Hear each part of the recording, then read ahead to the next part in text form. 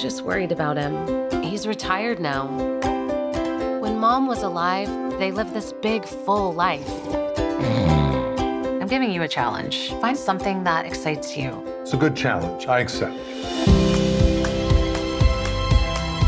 Investigative assistant. Hello, I'm Ben Travers from IndieWire. Thank you for tuning in to USG University, a series of conversations about the artistry that goes into bringing us incredible stories. This series is developed in partnership with Roybal Film and TV Magnet. Roybal provides career and college-ready students with the tools and experience they need to launch successful below-the-line careers. Joining me today from A Man on the Inside are Michael Schur, the creator, showrunner, executive producer, director, and writer. Ted Danson, a producer, and he also stars as Charles. Stephanie Beatriz, who stars as Dee Dee. Ian Phillips, our production designer. And David J. Miller, the cinematographer. Thank you, everybody, for being here today. Let's get started with a clip from the season 1 finale, and then we'll dig into how these fine folks created one of TV's best new comedies.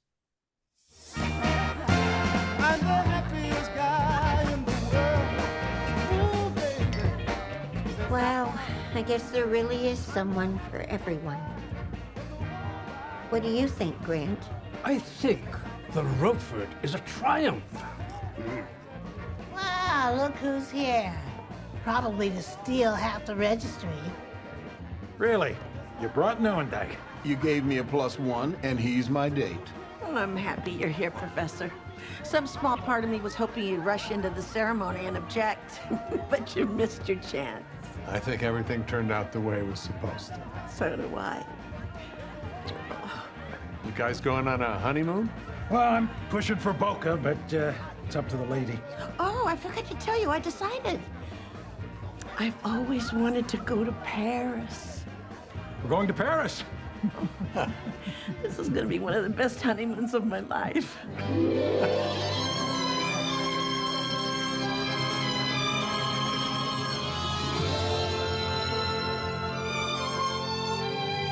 Some enchanted evening, you may see a stranger. You may see a stranger across a crowded room, and somehow you know even then,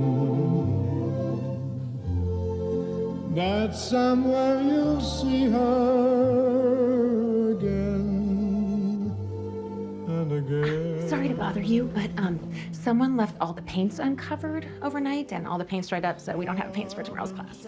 Okay, I'm on it. Oh, this is so moving, isn't it? The way people here find Chuck. Did you see Charles's back? Charles Newendike! Oh my goodness gracious. Across a crowded room, and night after night, as strange as it seems, the sound of her laughter will sing in your dreams.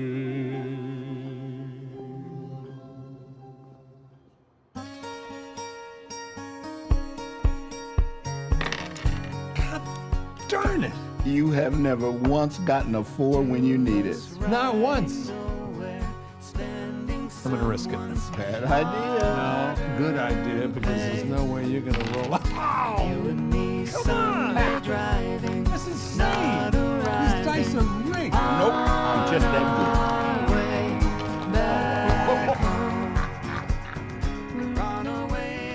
That looks like a good show. Okay. I think so too. Mike, I wanted to start with you. This technically isn't the last, like the very last scene of the season, but it does kind of provide a final note for the events of this season, the main focus and thrust of the season. How did you kind of land on this setting and this endpoint? And because the show has such a big cast, like, were there people you wanted to get involved that you couldn't, or did you always know who you'd want to focus on? Can you talk just a little bit about how this developed? Well, there's a couple things going on in that scene. The main thing I think is that the theme of the whole show is that Charles Newendike thinks that life doesn't really have anything left to offer him. And he takes this job on a whim of being an undercover detective, and he gets embedded in this, senior living facility, and it completely saves him, really. It turns him from a person whose life is very small into a person who has all these new friends and these new experiences. So it had to end there. It had to end on that set with those people, and there's a lot of happy endings happening. Elliott and Virginia get married, and you see a little glimpse that two of the younger workers at the facility they've started dating and they're falling in love. And so there's a lot of happy endings based on the people that Charles sort of met and befriended. The real thing that's going on, though, is that the true love story of the show, of the season, which is what we talked about in the writer's room from the beginning, is between Charles and Calbert. Calbert is the thing that Charles needed more than anything in the world, which is just a good friend. He just needed a friend, a person who understood him and who could be his confidant and his partner in crime. And so we knew that the very end was always going to be the two of them alone playing backgammon and just being happy and enjoying themselves. And that was what was going to send us out of the season, making us feel that Charles was okay now, was Charles and Calbert. So we designed it so that you sort of wrap up all of the stories that you've seen if you've been following a Pacific View. But the one that really matters is Charles and Calbert. And so I love that little moment where he just the subtlest nod, and then Calbert subtly nods, and they both know what it means, which is, let's play some backgammon. So it was a true rom-com wrap-up. But the romance isn't an actual romance like Elliott and Virginia. The romance is a friendship between Charles and Calbert. That was the design of it. Okay, so Ted, in that scene, obviously, as Mike just illustrated, like, we've been waiting for this. It is like a payoff moment. So we've seen, a lot of what's built your relationship, but what goes into it for you? Like, what goes into it, like, where you're kind of trying to hit that button where you want the audience to feel, as much as they possibly can in the moment. But you're also, trusting everything that came before to sell it. So, like, how do you prepare for that moment and trust that the relationship you've built with Stephen McKinley Anderson is going to pay off like that? First off, you play Some Enchanted Evening, and I'm gone. It is such a beautiful, beautiful, nostalgic-like piece, especially for, the age group we were not portraying, are.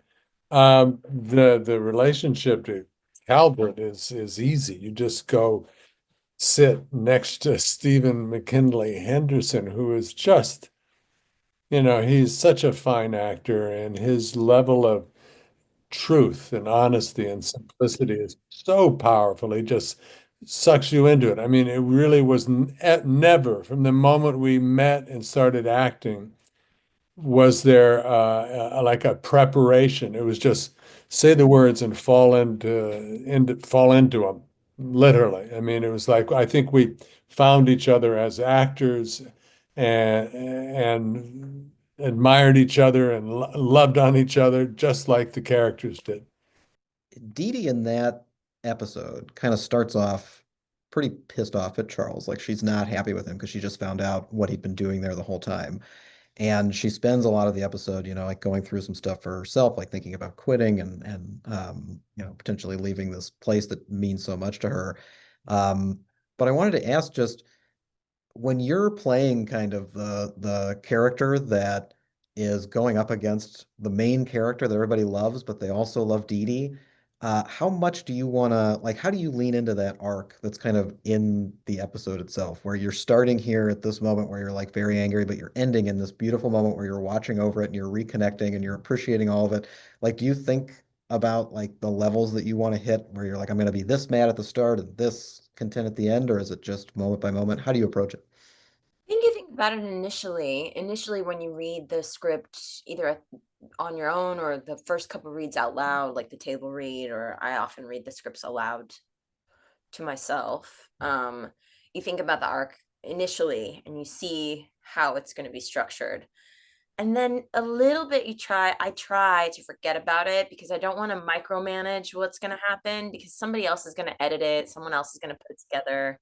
the levels of the stuff that I play might feel right to me on the day, but maybe what works better in the arc of the episode as it gets cut is maybe something subtler or something less angry or aggressive or whatever. There was even like some lines, I believe, that ended up getting cut maybe in this episode. Do you think, Mike, was it this episode that Dee Dee says to Julie, or was it Yes, later? there was a moment at the beginning that we cut out because we felt like it was too aggressive for Dee Dee, where she basically, when Julie is saying like, well, thanks for everything and heading out, she basically read her the riot act and said like, someday you're going to get old and you're going to need help, and you better pray that like all the people who run these places know each other, and you better pray that you don't need one of us, because basically like we're never going to forgive you. And we felt like there was a fine line between Dee Dee's sort of den mother attitude about the people and the protective attitude she has about the people who live at Pacific View, and just being a like a vindictive person. And we suddenly felt after we watched it like, oh, that makes her too vindictive. She's not a vindictive person. She's just a protective person. And so her anger came from the protective instinct having been violated, and it wasn't like, I'll hunt you down and kill you. We didn't want to turn her into Jason Bourne. So we cut that. But it was good that we did it, because it was exactly where we found the line for her of where she, like her, basically what she cares about ends at the doorway of the facility. Like anything that happens out there, she doesn't care about. But if you come into her turf and mess with her life and her people, that's when she rises up and will take you down. So it was a very interesting exercise in like finding the limits of a character, and how much that character would, the lengths to which a character would go to protect the people that she's in charge of protecting. And how much of that needs to be seen by the audience to either retain their empathy for that character and retain their love for that character in the scope of the arc of the actual show and the arc of the series, right? Because like for me as an actress, absolutely that scene felt rooted in reality, and it didn't feel vindictive at all. It felt like real, in the same way that when you argue with people you love, or something happens to people you love, you can become this really intense person, right? But so to answer your question, you don't always know how what is going to be used and what won't be, what will be left on the cutting room floor. But I think, as Ted said, truth, honesty, simplicity, those are the guiding lights for any actor. And the more that you can sort of settle into those things while you're acting each scene, while you're acting each moment, the more you hope and pray that the things that you did, the honesty that you laid down, translates to the screen and helps to push along the story. It's so interesting to think about like how, the people behind the scenes have to work with what you give them. Like you have to provide that and give them those options. But then on the other side of it, it's like you have to watch the season to kind of learn where your character ended up, because you don't know what those limits ended up being that are then set afterward. So that's really cool. Well, Ian, I wanted to take kind of a similar kind of macro to micro perspective on the season and your work there. The wedding at the end, like to me, it's a very beautiful wedding, but it still feels like a wedding that's happening in a retirement community. It didn't feel like it was, betraying the location that it was in. So when you're getting ready for the season and you're designing the space and kind of, looking at what we have to do later on throughout the season and through like all these different scenes that have to be accommodated by the space I'm creating, are you thinking like at the end, I have to host a wedding here, or are you going to like build it out and then later on be like, okay, how would I do it? Like, how would a wedding take place in the space that I already made? It's interesting. I think right from the get-go, we knew what events were taking place. And, Mike had said, oh, there's going to be a wedding. There's going to be this, there's going to be that. And I think as we design it, you look and you research these facilities, and things like this happen all the time. So there's a lot of moving furniture around, and they have to accommodate for the wedding and the funeral and the birthday party. And the art class and the dance class and whatever they're having. And I think that, when we start designing, it takes just a lot of research to determine how the set is going to look and how we want it to feel, and then how do those events actually take place in the facility? How many people really attend, and what are these spaces used for otherwise?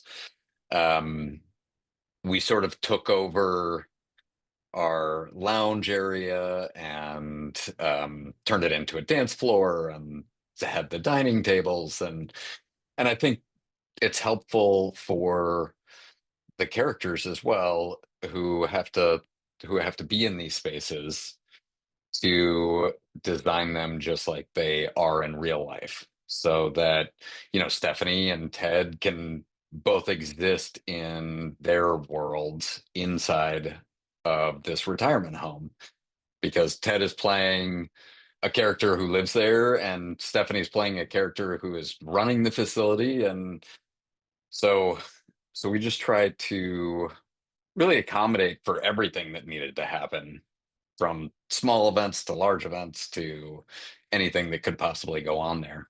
I'll say it was a real design challenge, because the idea was we're going to shoot 90% of the show on this one set. And so there's an entryway foyer, and then there's Dee Dee's office. Then there's a large lounge area. There's a library. There are rooms for art and all that sort of stuff. There's a dining area. There's also the actual living quarters where we see inside multiple characters' rooms, and the entire thing is one set. It's really a kind of a miracle. And when you are in where that wedding is taking place, you can look all the way through the set, past the open doors, all the way into the restaurant area. And how do you remember, Ian, offhand, how many feet is that from one wall to the other? It's got to be. I want to say it was like 140 feet or something. Yeah. We built endless. It wall to wall in the stage. It's really massive, and that is what, the things that make you feel like you're on a set are when everything's really small. You can't help it. It just feels like a set. We're shooting in a practical location right now for season 2, and it's a small office, and it just feels like a set, even though it's a real office. And the thing that makes you feel like you're not on a set is when you can see 140 feet through 5 different areas of a set. And that is what Ian built, and it's why it's really successful, is that camera can float all the way from the corner out through the wedding, out into that main area, and there's still an enormous amount of depth behind Stephanie as she's sitting there talking to Jamie Williamson, who plays the woman she was talking to. So it's a wonderful set, and it really saved our bacon, because we had a ton of scenes to shoot all in one area, and we were able to cut that set up into like 500 different places to set action, working elevators and all this sort of stuff. It was great. And I'm very glad you mentioned the camera, because I did feel like this was a great clip to kind of illustrate just how, like David, how much information you can convey visually in a comedy and still kind of like, hit everything that you're trying to hit in terms of like the emotional beats as well as the jokes. And I wanted to focus on one moment that to me was just really beautifully composed, which was when Charles and Gladys are sitting alone, and kind of the wider shot before we get in a little bit closer to them shows this window, and the window has like this glow to it, and there's like a little fog outside the window, and it's just this beautiful composition that could have existed like kind of unto itself, and you would have just admired it for what it is. But there's so much going on in that scene that's just very silent. And I wanted to just ask, could you talk a little bit about how you wanted to frame these two characters and the impression you wanted to create, within this very important moment for Charles and for Gladys as well? I think in that scene, specifically in that shot, it was something that Mike was very, very specific about what he was trying to do, that they were having a moment in the background where all this other life is going on around them. And especially in her case, her, like, I don't want to say it's ending, but she's been shut off. And it's, it was just something that was showing Ted understanding that and wanting to be with her. So really, it's pretty simple, because, we've got some foreground people in the cross, we've got things going on in front of us, and then you're just pushing through the rest of the people.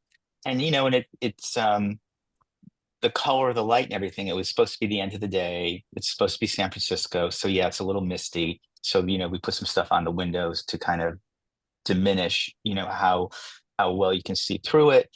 Its light is ending in the day, and it's just pushing in on two people having a conversation. And honestly, I have to say, it is a nicely composed shot, but it's also the music and the performances that really drive the whole thing home. It's just such a beautiful moment because all the little pieces seem to be coming together. Like it would have been tempting, I think, to do too much and to add dialogue and to try to drive things home that, can kind of just exist as they are, and have, an even greater impact. Ted, I wanted to ask just, I guess, really quickly, like for you in that moment, it again, it seems like a scene where you don't have to do much. You're just sitting there listening, but like every little gesture, every little movement carries all the more meaning because there's no dialogue and because we're just watching you and because of everything that, David did with the camera and Ian did with the set, like all of the setup. How do you prepare for that? Like, do you just try to focus on, what's on the paper? Do you listen to your director? Like, what's kind of your approach? Not the director. Maybe the writer. Once again, I'm sorry, I don't mean to be like playing humble pie or something, but that song means so much to me. It was played at my wife Mary's and my wedding. And so it's very, very, very emotional. So literally, I didn't have to do anything except let that play on me. Susan Rattan, who played the character that's sitting next to me and is going through the, memory challenges. It was just spectacular. She, throughout the whole shoot and through, because we shot kind of in order, I think, so that you could see her full beauty and decline, and she was so sensitive and never, Susan, the actress, never took a misstep. And if she had, all of a sudden the audience would have gone, oh, they're making use of this really serious disease to be dramatic or to be this or do that. Susan never let that happen. I mean, writing, directing, and all of that, but Susan never let that happen by having a false note. So really, it really was, don't add anything, Ted. Just be there. And that's and and the joy of working with Mike, and I was able to do it for 4 years before this, is that you trust his storytelling. So, trust the words, trust the moment, and for God's sake, don't act. I'm glad you brought up working together before because I feel like kind of the communication between collaborators is something that it's essential to creating anything. You have to have a team that you trust and you have to know how to talk to them, no matter like who's, going between who. But it's not, I don't know if it's something you can learn. I don't know if it's something that just comes with time and experience, or if it's something that you can kind of teach people, like, like this is really how you should communicate, or this is really how you should talk, or this is really how you should, make sure this person's prepped or this person's ready. So Mike, I guess starting with you, having a team around you of people that you've worked with before, what does that mean to you? And then also, I guess, do you have advice for people who might be trying to start that out? Like who, maybe they're working on their first thing or they meet somebody they really like working with and they're trying to, make sure that it works well and they can keep going with it in the future. I think there's different versions of it with folks who do different kinds of work. Like with David and Ian, David was the DP on The Good Place. And when I met with him, I said, look, I've worked mostly in handheld single camera shows that where the operators are whipping around and diving for stuff and we just light half the room and there's no real rehearsal and it's very like, mockumentary style and with Parks and Rec or, not mockumentary style completely with Brooklyn Nine-Nine, but the same idea. Like, let's move real fast and just do a ton of takes. And The Good Place wasn't that kind of show. It had to be a little more careful. It's supposed to be the afterlife. It's supposed to be essentially heaven, and it needs to feel smooth and beautiful and curated and everything else. But I also don't want to sacrifice shooting time. Is there a way that we can make it look beautiful but also move really quickly? And he was like, yeah. And I was like, okay, great, you're hired. And so there's that version of it, which is where you lay out a vision of what you hope for, and the person just is like, no, I got you, and you just trust in their experience and their competence and their acumen. There's a second kind of it though, and I would say that's true of Ian too. Ian worked on Parks and Rec and has worked with me for now whatever it is, 17 years on various projects, and you just see the work that they do and you're like, well, that's good work. Let's keep doing it. The other version though, and this is more in the writing, acting, directing world, I would say, is that there's certain actors who it's almost like when you see them perform, I think of it as like you almost like hear a click in your head where like they're so locked in, and they're nailing the material so perfectly in such an interesting way that it's like you just hear like a metronome, or you're just like, yep, yep, yep, yep. And Stephanie, we wrote a part for Brooklyn Nine-Nine, and Stephanie came into the audition and just like got everything right. It's one of the only times this has ever happened to me. She auditioned, no one had ever seen her before. And she auditioned and she left, and we were like, well, that was everything. Like, that was exactly right. And then we like didn't trust it because it's such a rare thing. And so we were like, well, we got to call her back and we got to do a screen test just because maybe that was a fluke. And then she came back in and did it exactly right again. And it was one of those things where it's like, I don't know, like, she's not a known quantity at this point in my life. I didn't know who she was. No one else knew who she was. But it's like if someone wins the audition and just does it that well, then like it's like you forced my hand. I have no choice but to offer you this part.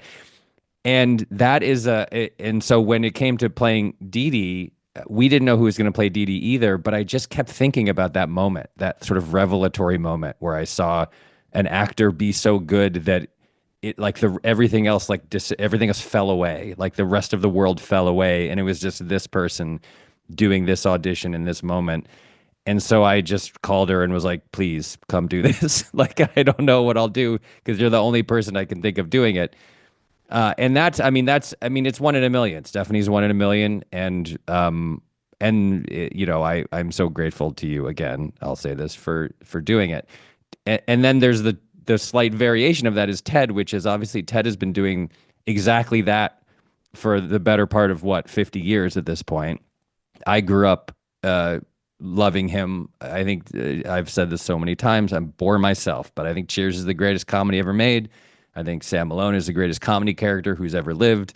And so the chance to sort of like, that click has been in my head since I was 9 and with him. And so when it comes to that version, it's like, well, I can anticipate how this is going to be. I can write toward his voice and his methodology and his style and his performance. And that collaboration for 4 years on The Good Place and now for 2 on A Man on the Inside has just been one of the great joys of my life. I every day, I can't believe I get to keep doing it. So, when it comes to creative teams, there's version A is you meet people, you trust that they know what they're doing, based on what they say and how they sort of present their art to you. And version B is you find people who just like take your breath away, and then you do anything you can to work with all of those people for as long as you possibly can.